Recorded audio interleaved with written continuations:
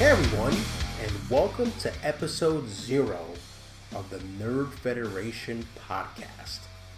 I am your host, Will Hernandez, and it's funny going for an intro and not really knowing how to transition into this, the rest of this episode. It's a little weird. Doing these recordings is always weird for me, even for somebody who has experience with doing podcasts in the past, but I've never really figured out how to kind of transition when it comes to that first episode. Anyway, I'm already rambling. So, let me take a step back, because clicking on this podcast, clicking on this episode, you have an idea about what this is about and what this might be about going forward. So let me start with who I am first. Like I mentioned before, Will Hernandez. I have about 25 years of experience between being a journalist and being somebody who works in public relations and marketing. And you've probably never heard of me before, which is more than fine. Actually, kind of the way I like it. Though, I mean, I was a sports writer back in the day. That's how I started my career. Then I transitioned into doing B2B journalism, which is trade journalism for the uninitiated. And it's basically writing for businesses. I did that for a very long time, for 12 years, and I basically focused on a niche area of the financial services industry. So it's more like banking and payments. And, you know, I told people, when I try to explain it in layman's terms, basically I wrote about companies like Square. That's probably about as simple as I can put it. So use that as context, and I did that for 12 years. Let me go back. Banks too. Like, I wrote a lot about what banks are doing in terms of how do you use your credit and debit card and using your phone to pay for stuff. So going forward, you know, I did that for about 12 years and transitioned into doing public relations and marketing back in 2020. So been doing that for almost 4 years. And in between that, I have done podcasts. I mean, I've done stuff for my job. I have done stuff personally, which is interesting. Maybe I'll get into that one of these days. But it was something personal for a while, and my job at the time kind of caught wind of it, and then we had to turn it into something for the job, which is a little frustrating when I think back at it. But it was something. It was something because we did it every week. I did it every week, so I do have that experience with kind of doing that every week. So, you know, the idea for this really came up, I would say, in 2021. And I point to something that I saw. This wasn't the genesis of it, but it was something. There was a Stephanie McMahon quote from, and I'm going to click on this story right now. And you're going to hear me clickety-clackling a little bit as my browser here is acting funny. But this story was from 2022. Now, I had already had this idea in late 2021, but this story came out in 2022. Funny how we're almost a full 2 years later from when this came out, but basically there was a quote in a press release, and I'll read it right now. Gaming is a priority for WWE to reach our next-gen audience, with over 80% of WWE's audience self-identifying as gamers, and nearly 60% of the gaming audience in general 34 years or younger. Now, it's really the first part of that quote that really struck me, because it confirmed something that I had thought about for a long time, and it's about how there's a lot of crossover between the fans of both genres. Most people, at least in my experience, who watch pro wrestling also play video games, and kind of like vice versa. So that was kind of this whole thing, this initiative that we're still waiting to play out with WWE, has not come to pass yet. But it definitely influenced my decision to do this. And listen, it's 2 years later, and there are various reasons why I delayed getting this started, but it almost came to a point where I really had to make a decision about moving forward with this and really doing this for a year and kind of seeing what happens. So that's kind of where this comes from. And the reason why I wanted to do an episode 0, and I'm titling it In the Beginning, was because I wanted to give kind of an origin story for myself, and quite frankly, get this going in the various podcast directories. So that episode 1 wasn't the first episode that you see. And now there's going to be something here that people can look back on when they first stumble upon this podcast and kind of figure out, hey, what is this podcast about? Who is this guy, really? Because I'm really a nobody in many ways. But what I wanted to do with this, and it really goes up against what you're seeing now, and I want to bring level-headed, common sense, maybe even intelligent conversations about pro wrestling and video games to the masses, because they are two forms of entertainment that are near and dear to my heart. And I think right now what you see is that a lot of BS sells, per se, especially when it comes to social media. So that's kind of where I'm standing with this. And I do want to put my journalism skills to the test, to do interviews that hopefully at some point will be sandwiched around the segments on the podcast. The interviews are not going to be right away. At least I don't think they are.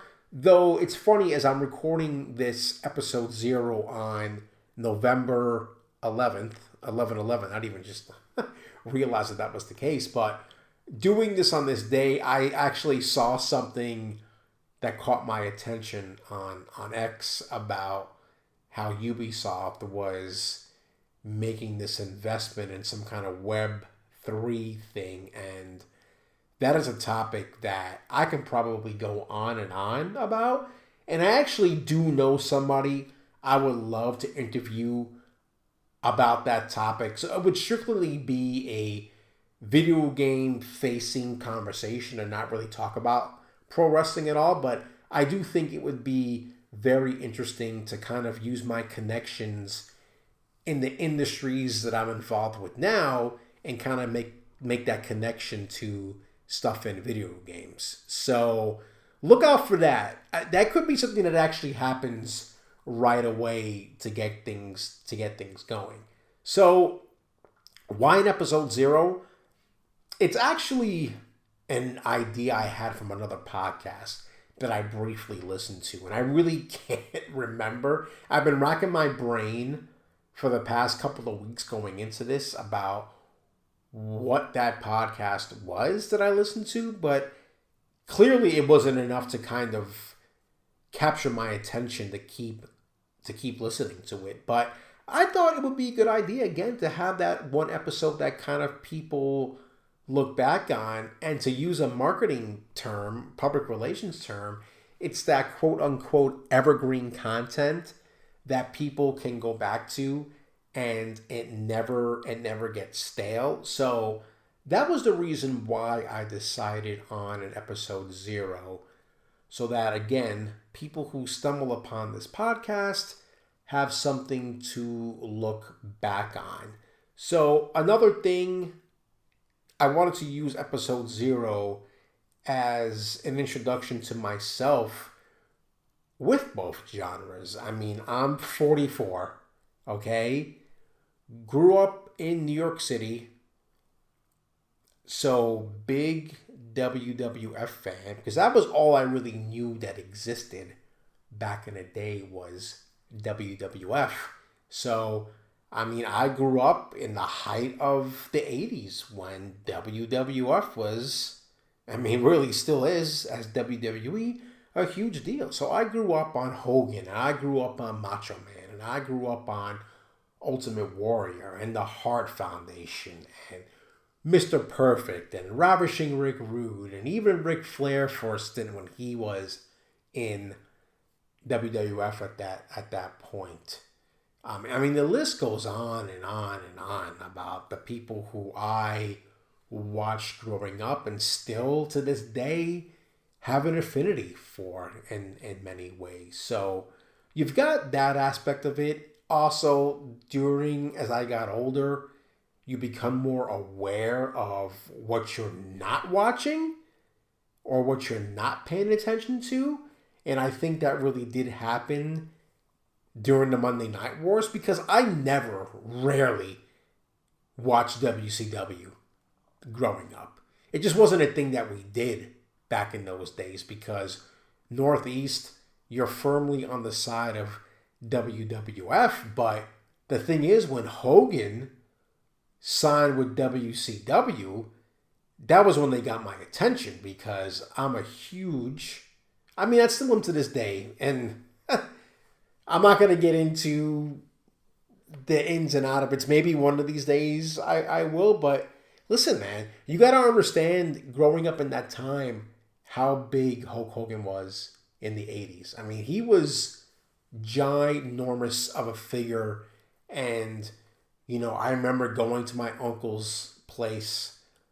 He lived in a different part of the neighborhood in Brooklyn where I grew up, and going over and watching the first WrestleMania with family, and going up to when he moved into our building later, going up and watching WrestleMania 3 and Survivor Series and the Rumble and SummerSlam. I mean, he ordered all the major shows, especially during that huge Hogan run. I mean, I was, almost, what is it, 4 times a month, 4 times a year, basically, you're watching that. And, scanning the TV guide back in the day, because that was something that we did, and seeing the next time Saturday night's main event was going to be on NBC. So you got to understand that affinity for Hogan is something that's a part of my childhood. So that's you're never going to take that away from me.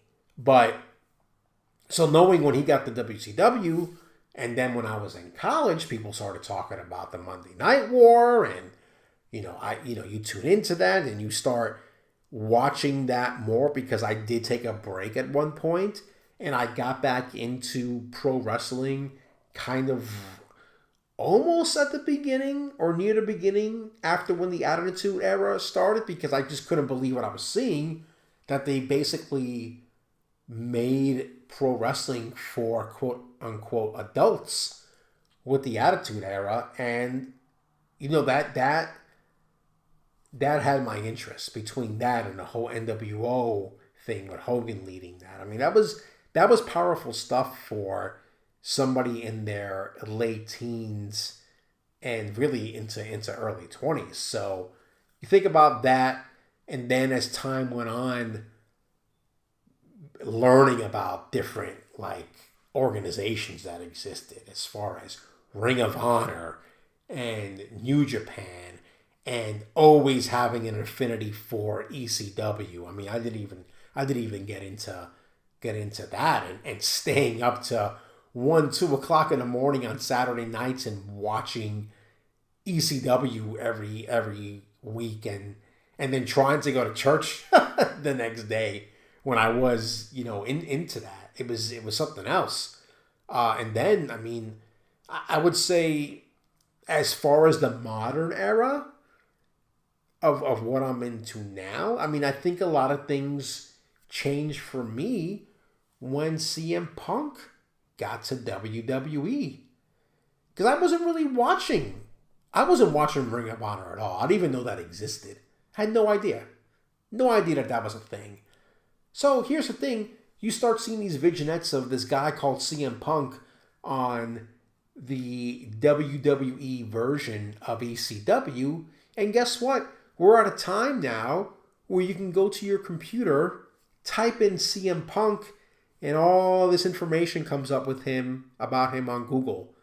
And you start looking and you're like, wait, what is this? What is ROH? What is this Ring of Honor thing? And then you start reading that and you're like, oh, so this is kind of an homage to ECW. So what happens?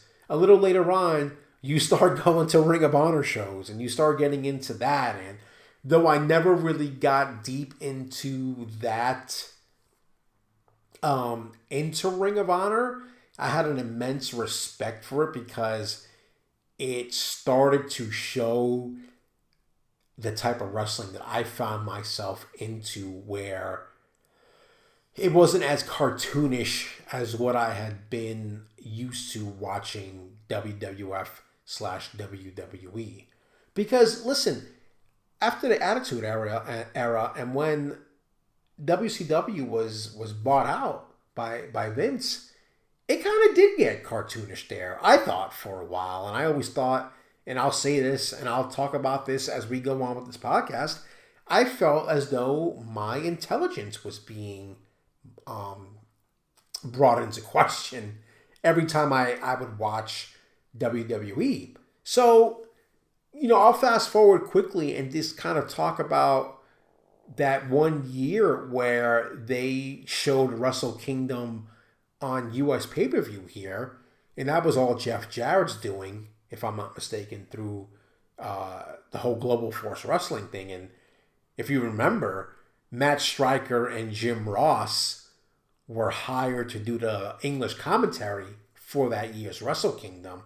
And that was the Wrestle Kingdom that was Nakamura versus AJ. If you remember that match, they didn't quite live up to that same match at WrestleMania. But don't forget, it was that pay-per-view, that Wrestle Kingdom. I remember sitting there and watching the replay of it because it didn't air live. It was on pay-per-view, I think, like that week after it happened. And sitting there and watching it and being like, holy shit, this is amazing. Like, New Japan is amazing. That was my thought at the time. And, I mean, it still is. I think because of the realism of it. And people were always complaining about, and you were starting to see it at this time, the whole kind of more athletically focused wrestling that was quote-unquote turning into a quote-unquote spot fest. But at least with this New Japan stuff, you were getting that hard-hitting style that I was just like, oh, okay. This is a different presentation for pro wrestling, but obviously there are guys here that have this American... Because I knew who AJ Styles was. I mean, I knew who he was because of what he did with Impact. And watching that, I didn't even talk about Impact, TNA. Nah, they're going back to the TNA moniker, but they were just... And you can see how much pro wrestling I have watched over the years to feel like I can sit here and give my perspective on what's happened over the years and kind of talk about this going forward. And one thing I will say, because it's on the top of my mind now, because I do watch a lot of AEW now. I don't really watch a lot of WWE, but I think that is going to change for the podcast. And I will eventually get into why I kind of dropped off almost completely for WWE at some times. But there was a quote, and you're going to hear me moving around here until I get some better a better sound situation going on here. But it's top of mind right now because of something that Eddie Kingston said. He was either in a podcast, as you hear my phone going off on the table. It was either in a podcast or an interview just about like, nobody's opinion really matters. I mean, it really, you think about it, it doesn't. It doesn't matter at the end of the day. Everybody's got one. I try to make sure that mine are more level-headed than what you'll see on the internet. At least I like to think so, because I do believe constructive criticism is good. But, part of the reason why I'm doing this is because I love to talk. I have the gift of gab, and I've had that gift of gab for a very long time. The fact that I've gone almost 21 minutes here nonstop without taking a break or even taking a sip of water just kind of shows you the passion that I have for this kind of stuff. So, even though you're going to hear me speaking about, kind of going back to the topics, I am going to talk about AEW a lot here because that's kind of what I'm rolling with right now. I love the New Japan presentation, and I've got a subscription to New Japan World, and I'm very excited about the matches that we're going to see coming up at Wrestle Kingdom. So I am going to talk about that. I am going to review that. The first episode, actual episode 1, I'm going to do a deep dive into Full Gear. And I'm going to give you my opinions on Full Gear. And you know what? The following week, I'm going to make sure I sit down and watch Survivor Series. Because who knows who we might see show up at Survivor Series. And I'm always interested in the War Games aspect of those matches in general. So that's kind of the pro wrestling stuff. There's so much more there, I think, and I definitely think that I am more intimately familiar with the pro wrestling stuff versus the video game stuff. Though I have been getting better with the video game stuff because there are gaps, I think, in my journey with video games. But and to go into that, I'm an Atari kid, man. I grew up on Atari. Here's the thing. Here's the funny thing I think that people are going to find. I when I think about it, I kind of find it funny. We had Atari, but I did a lot of my gaming on the Commodore 64, man. I had a really big thing about computers back in the day when I was growing up, to where I really did think I was going to be a computer programmer. But unfortunately, as I got older, I learned that math was not really my strong suit in life, and that I was better at writing. So that idea of being a computer programmer kind of went out the window in many ways. But I always had an affinity for technology and for video games in general. So I think, after Commodore 64, I got the Nintendo really late in its life cycle because, I don't know, it just wasn't a thing that we really needed at the time. It was very strange. I think it was because my cousin, who lived in the same building, who was the daughter of the uncle I mentioned before with the wrestling, they had a Nintendo. So I would go up there and I would play their Nintendo. And I spent countless hours beating Super Mario Brothers 1, beating Super Mario Brothers 2, beating Super Mario Brothers 3, okay? The only thing that I played up there that I never beat was the first Zelda. Never got through it. People are going to probably kill me here but saying this, but I just never really got into Zelda. Really, even into this day, it just wasn't, I don't know, really not my thing. So, but again, getting the Nintendo late, but then we did have, my brother was getting older to the fact that Super Nintendo and PlayStation and N64 and GameCube, and I had a Sega Genesis, and I had a Sega Saturn. I'm sorry, Sega CD. My brother had a Dreamcast, PlayStation 1, PlayStation 2. I mean, I've almost played every system out there that's been made, even the Game Boys, because my brother had the Game Boy in the family. It wasn't me or my sister. He had the Game Boy. Played a lot of Game Boy. Played a lot of what was the game? I forget what the Game Boy. What came after the Game Boy when they started kind of putting color. I think it was the Game Boy Color. My brother had a Game Gear. Remember that thing? The handheld Genesis thing? I've owned the PSP. I've had a Vita. My brother's had all these systems. Today I'm sitting in my office right now, and I've got my Xbox Series S sitting here. I've got my Switch, and in the living room I've got the PS5 and the Series X. And I've got the Portal coming in, the PlayStation Portal coming in soon. The one thing that I did buy that I wasn't really crazy about was the Logitech device. I sent that back after a very short time because I just wasn't. I don't know.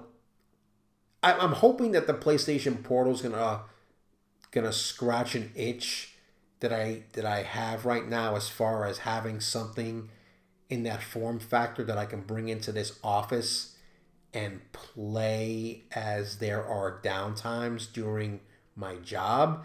And the fact that my girlfriend is moving in soon, and even though we're going to have 3 TVs in this household, I think it would be nice to have something like the PlayStation Portable to have, and just, I can play that on the couch while she's watching TV, and we can be in the same room together.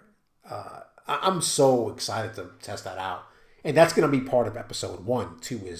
Is talking about the PlayStation Portal. So I think I'm going to stop there. Again, I wanted to use episode 0 to set the scene and give you an idea about what I'm about. I don't know if there's going to be music in this first episode, a musical introduction or outro. TBD. You could hear some music this episode 0, or I could leave it for actual episode 1. But just to give you a little sneak peek on what I'm going to talk about for episode 1. Definitely going to talk about Full Gear. I mean, that is kind of without a doubt. They are setting some stuff up that I am interested in seeing. I think Jay White versus MGF will be really good. I'm very curious about this Jericho Kenny Omega versus the Bucks tag team match, and seeing where that goes. Adam Page versus Strickland should be pretty good. And I think those are really the only 3. Oh, there's the women's championship match between Toni Storm and Sheeta. Jeez, I can't even remember Sheeta's name right now. But yeah, we'll see. I'm curious the way that show's gonna play out, because we've seen AEW have these weak build-ups to these pay-per-views, but then the pay-per-views are bangers. And if you're not really paying attention to that, I'm sorry, but they are, because their last 3 shows have been really good from a pro wrestling perspective. So as my monitor went to sleep there, but I'm still recording. So anyway, thanks for joining me on episode 0. Again, this is going to be, I think that the thing that's exciting about this is that this is going to be a journey going forward about how this podcast might evolve in different aspects. I mean, I do have some pretty high aspirations, and I wouldn't be doing this if I didn't think I could make it into something. Time will tell. I mean, podcasts come and go, so that's kind of the other thing that's at play here. But they always say you get through the first 10 episodes and you get a rhythm going, then you should be good. Whether, I can, I guess, financially have an impact if this podcast can have a financial impact on my life, I think that would be great. I mean, there's things that I'm thinking about as far as Patreon is concerned, and as far as YouTube is concerned. I would love to be on video, to have this on video at some point. I think that will hopefully happen. I don't know if it's going to happen.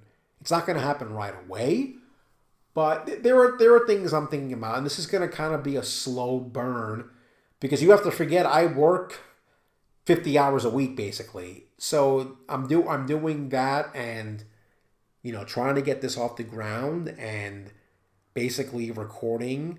The plan is to publish this every Wednesday at the moment. So there's not going to be a lot of editing. It's basically going to be put the microphone on, record, do it all in one shot, and then publish. So hopefully that sounds good. Hopefully the sound quality gets better. There are some things that I need to play around with in this room. You should have seen me earlier today messing around before recording this episode and using various mics and platforms to see kind of what sounded the best with what I have. So hopefully, again, as we go forward, the audio sounds better.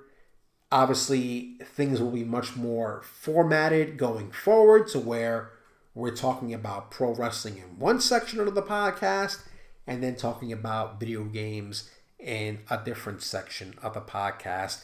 And there will be a clear, you will see the way I break it up, because I've done this before with other podcasts to where there is a true marking in the episode about where you're going to find things. And I will have timestamps and things like that. So looking forward to it. I really am. So thanks for hanging in there for this half an hour. And I'm hoping that you're going to kind of come back to this. And I haven't thought of a funny sign-off type of thing. I guess I should think of one, being that I'm going to be talking about pro wrestling. Maybe I should have a funny catchphrase, but I feel like it has to come naturally. So until then, take care of yourselves, and I will see you next week for episode number 1. Thanks a lot. Take care.